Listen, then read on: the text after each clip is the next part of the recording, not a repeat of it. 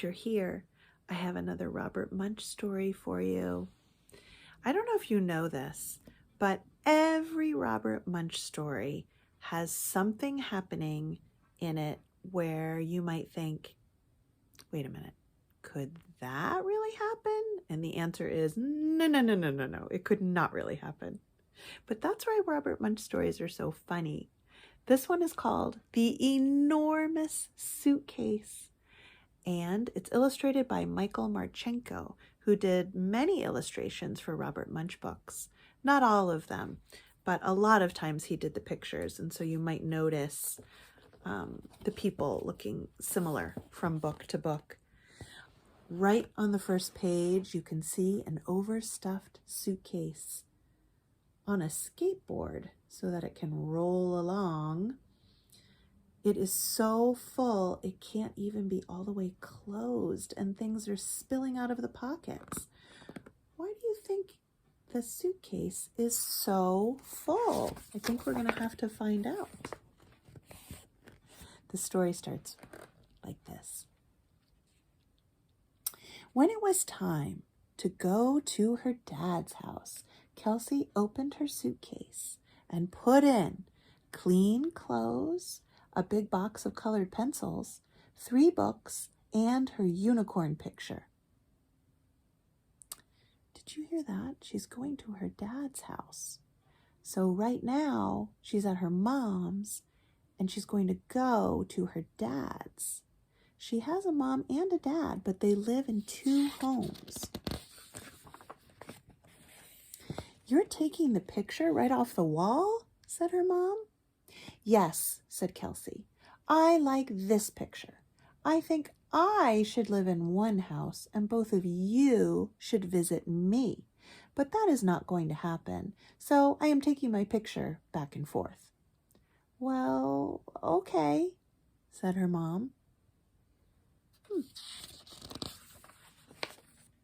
Then Kelsey and her mom drove over to her dad's house.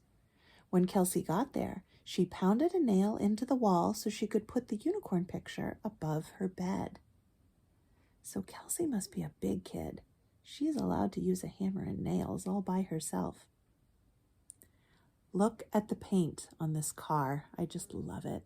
Look at all those flowers. I wonder if her mom is an artist.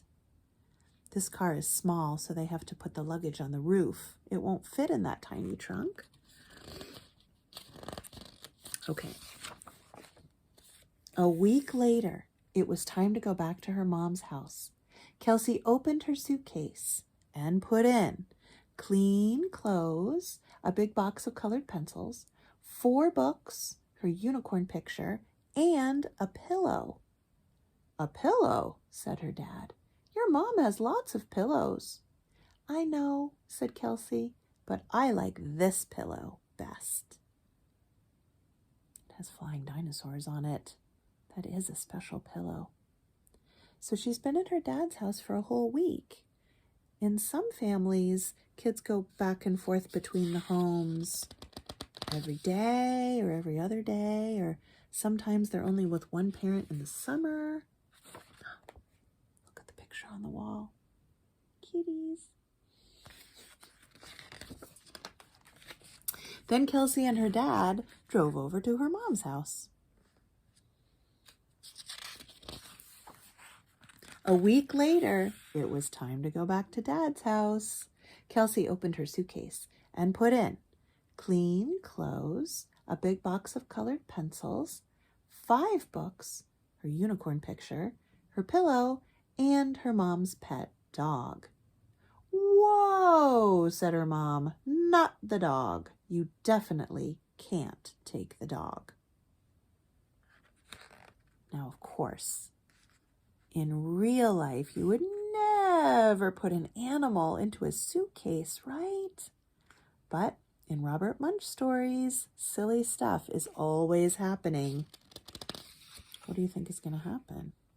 Is she going to listen to her mom about no dog?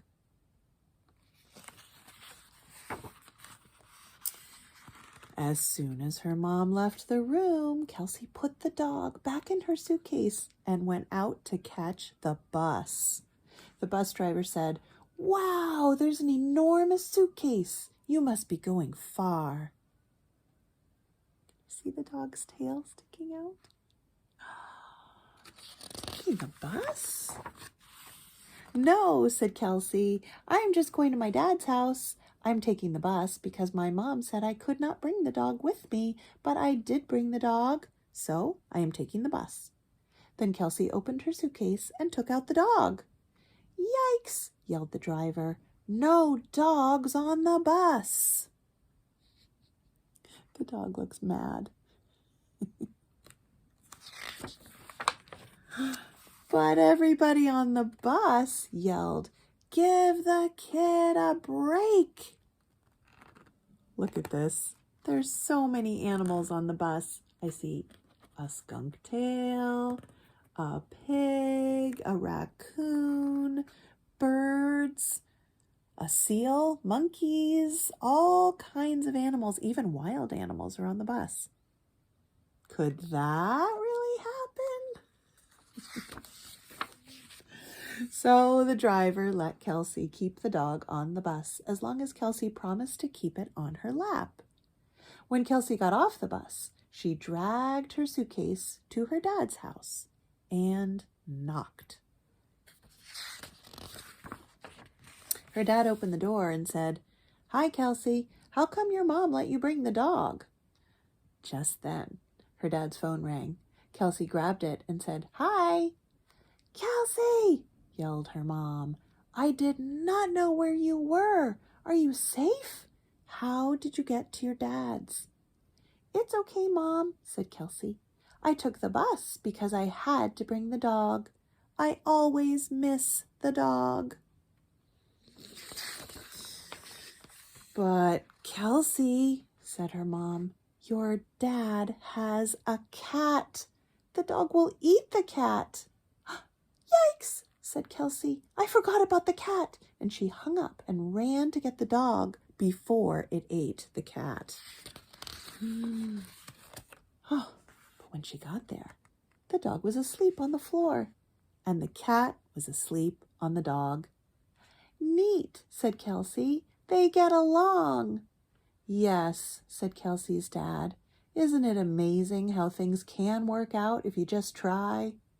"Yes," said Kelsey, and she gave her dad a big hug. Wonder if that's the end of the story. That seems like a happy ending. So the next time Kelsey went to her dad's, she took her goldfish. Maybe that's the end.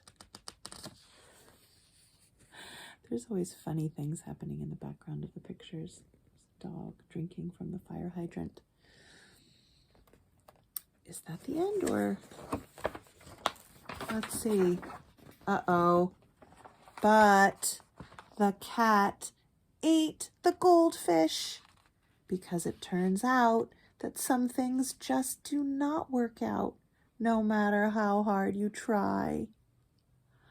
Oh, see the little fish skeleton in there? We can see the water spilled out of the bowl when the cat sneaked in. Oh, that's a surprise ending to that book, isn't it? It seems like it's going to be a happy ending, but then it wasn't a happy ending for the fish. On the back of the book, they show you a picture of what the author, Robert Munsch, and the illustrator, Michael Marchenko, look like. And they put the pictures inside fish bowls because, there was that fish at the end of the story. That's funny. That must have been Michael Marchenko's idea. He drew the pictures, right? So that is the story of the enormous suitcase. What did you think? Some parts of that story were realistic and other parts of the story are just crazy, right? I'm glad that you came to this story today, and I'll see you again on another day.